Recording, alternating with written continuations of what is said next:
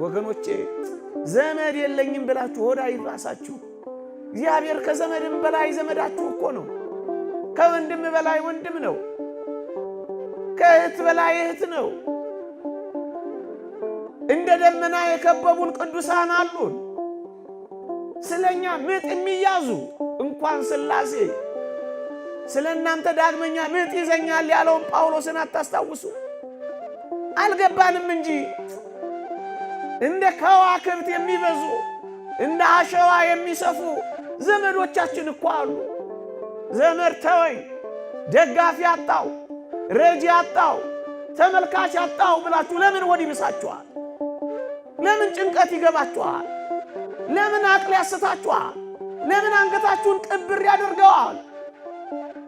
ብቻችሁን እንኳን ብትሆኑ መብረሪያ ክንፍ ብታጡ መመልከቻ አይን ባይኖራችሁ መመከቻ ጉልበት ባይኖራችሁ እርጅና ቢጫናችሁ ግድ የላችሁም። እግዚአብሔርን እመኑት። ያስርባችሁ እንደሆነ እዩት፣ ያስጠማችሁ እንደሆነ ፈትኑት።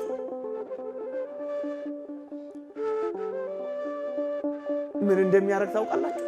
ያ ጫጩት ሲወለድ የሚያጣብቅ ነገር አብሮ ይዞት ነው የሚወለደው። ስቲኪ የሚያጣብቅ ነው። ከዛስ ይሄንን እንደ ምግብነት የሚጠቀሙ ጥቅቅን ሕዋሳት ይመጡና ነፍሳት ይመጡና ላዩ ላይ ያርፋሉ። አጅሬስ ሳብ እያረገ ይመገባቸው ይጀምራል። እየሰማችሁ ነው። መጠጥ እያረገ ያስገባቸዋል። ጥቂት ጊዜያት እንዳለፉ ላባ ማውጣት ይጀምራል። ምን ነው ተስፋ ትቆርጣለህ? ምን ነው ትደክማለህ? ምን ነው በሲባጎ ትታነቃለህ? ምን ነው በረሃ ለበረሃ ትንከራተታለህ? ምን ነው ሱስ ውስጥ ትገባለህ? አባት እያለ አባት እንደሌለው፣ ተመልካች እያለ ተመልካች እንደሌለው፣ ብርቱ ክንድ እያለ ደጋፊ እንደሌለው ለምን ትቅበዘበዛለህ? ኃያሉ እያለ ድካም ለምን ይሰማ? እንደዚህ እንኳን ብትሆኑ መጋቢ አላችሁ።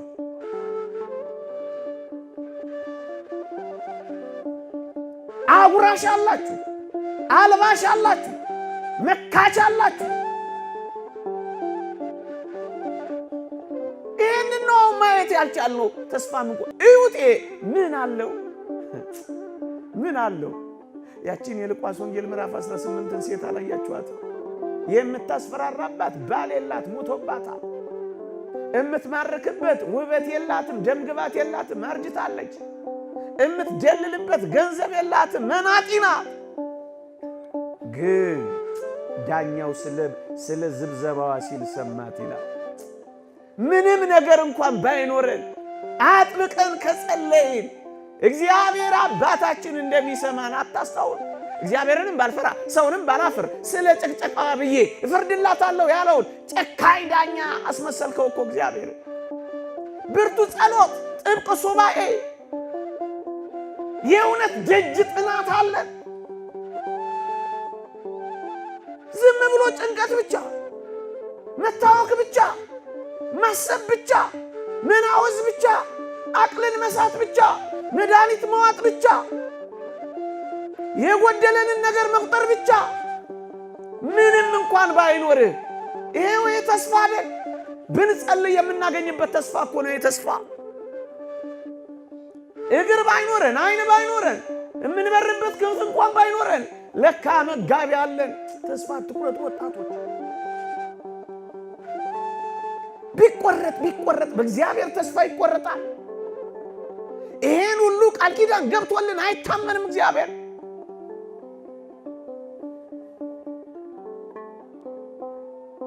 ከዛስ ሳብ እያረገ መብላት እንዳመጠጣት ሲጀምር ፀጉሩም ሲመጣ፣ ላባውም ሲመጣ፣ እግሩም ሲመጣ፣ አይኑም ሲከፈት እናቶዬ ምን ታደርጋለች? ይሄማ ልጄ ነው ብላ በራ ደርሳ ከተፈተለታለች።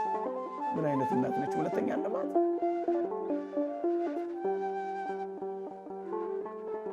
ቁራዎችን ተመልከቱ።